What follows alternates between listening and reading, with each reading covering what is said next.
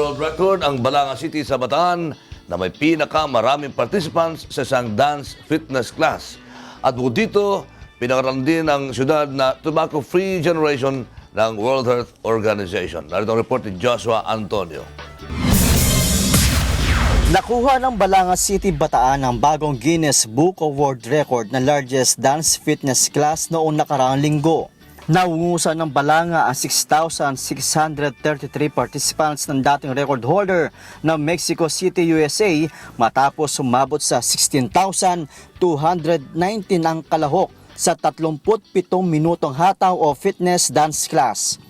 Kinabibilangan ito ng mga estudyante, magulang, guro at mga empleyado ng pamahalaan at non-government organizations. Actually, yung participants dito, maraming galing sa buong probinsya ng Bataan aside from City of Balanga.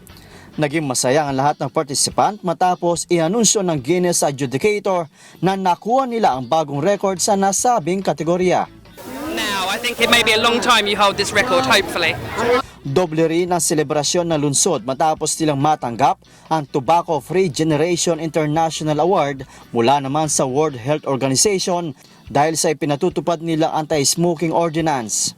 Talagang double celebration, world record, and then tayo po kauna-unahang lungsod sa buong mundo rin para itaguriang o kaya i-recognize bilang tobacco-free generation city. Sa ilalim ng polisiya, bawal ang paggamit at pagtitinda ng sigarilyo sa buong Balanga City. Ang sinumang lalabag ay maaaring pagmultahin ng hanggang 3,500 piso. Kasama ang Bataan News Team, Joshua Antonio, UNTV News Worldwide.